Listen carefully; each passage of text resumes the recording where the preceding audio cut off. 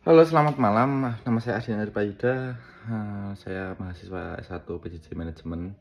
Mohon izin untuk mempresentasikan atau membuat vlog terkait tugas ujian akhir semester mata kuliah Sistem Informasi Manajemen, yang di sini saya akan membawakan materi yang saya kuasai, yaitu materi pertemuan 9 terkait dengan peran sistem informasi manajemen dalam fungsi-fungsi manajemen. Ya, seperti kita tahu sendiri, manajemen operasional itu tidak dapat dipisahkan dengan sistem informasi manajemen, karena fungsi manajemen itu membutuhkan informasi yang akurat, relevan, dan sangat tepat waktu. Nah, di sini saya juga akan menjelaskan terkait dengan fungsi-fungsi manajemen. Secara klasik mempunyai 4 fungsi. Yang pertama fungsi perencanaan, planning, kemudian pengorganisasian atau organizing, kemudian pengarahan atau leading, kemudian yang keempat adalah pengendalian atau controlling. Jadi kemudian ya, saya akan membreakdown satu persatu dan menjelaskannya, yaitu terkait dengan yang pertama, peran sistem informasi manajemen dan fungsi perencanaan atau planning. Ya, perencanaan adalah proses yang bertujuan dalam penentuan tujuan, kan. Kemudian penentuan langkah-langkah strategis yang untuk ditujukan untuk mencapainya. Kemudian peran SIM dalam perencanaan atau planning itu sendiri, yang pertama menyediakan data historis, kemudian informasi prediktif berdasarkan laporan dan analisa, kemudian mendukung perencanaan strategis, taktis, dan operasional. Contohnya kita bahas, contohnya adalah penganggaran. Dalam penganggaran itu berbasis SIM membantu manajer keuangan untuk menyusun anggaran tahunan. Kemudian manfaatnya adalah perencanaan menjadi lebih realistis, kemudian berbasis data dan terukur. Kemudian peran SIM dalam fungsi pengorganisasian atau organizing.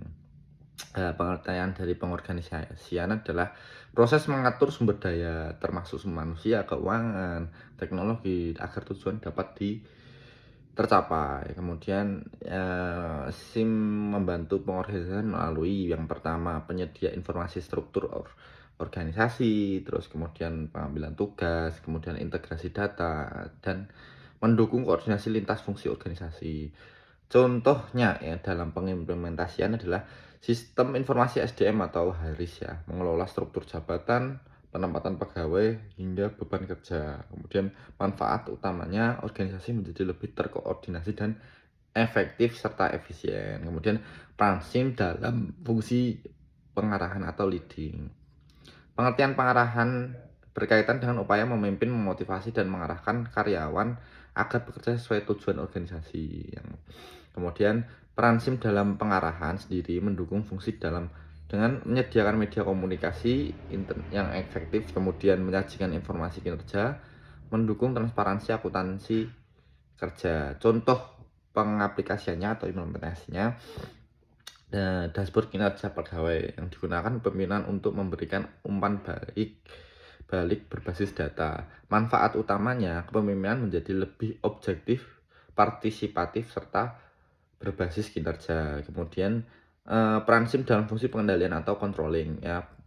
Definisi controlling sendiri adalah proses memastikan bahwa aktivitas organisasi berjalan sesuai dengan rencana atau standar yang ditetapkan.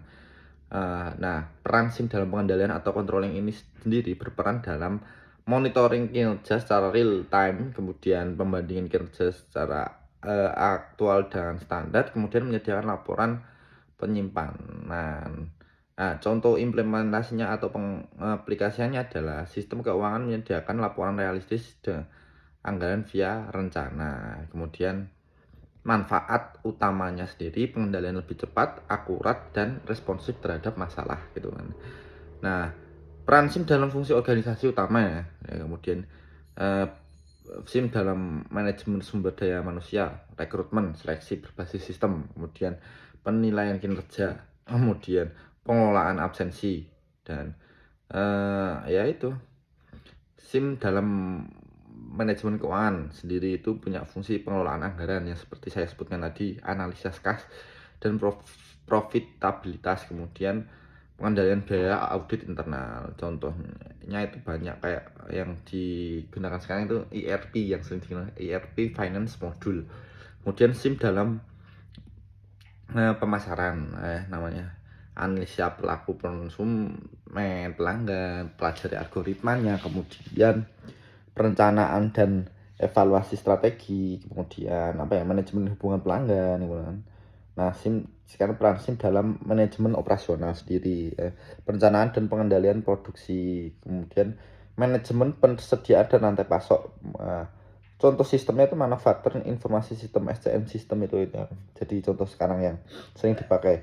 Kemudian peran SIM itu banyak sekali ya.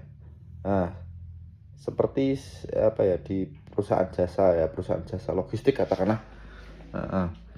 Planningnya itu SIM itu digunakan untuk mencanangkan rute distribusi dan target layanan. Kemudian organisasinya dalam segi RP mengatur pembagian armada dan SDM. Leading dashboard kinerja itu memotivasi pegawai untuk melalui KPI. Kemudian controlling, sistem monitoring real time memantau keterlambatan dan biaya operasional. Hasilnya efisiensi operasional meningkat jelas, kepuasan pelanggan meningkat signifikan. Kemudian keputusan manajerial jadi lebih cepat dan akurat ya. Terakhir kesimpulan, sistem informasi manajemen memiliki peran strategis seluruh fungsi manajemen, mulai dari perencanaan, pengendalian, pengarahan. Terus dengan dukungan SIM, organisasi dapat mengambil keputusan berbasis data, mengelola sumber daya yang efektif, kemudian meningkatkan kinerja dan daya saing organisasi. Sekian dari saya, mudah-mudahan vlog kali ini membantu, bermanfaat bagi saya pribadi, dan terima kasih atas waktunya. Semoga saya juga mendapatkan hasil maksimal. Wabillahi taufiq wal hidayah. Wassalamualaikum warahmatullahi wabarakatuh.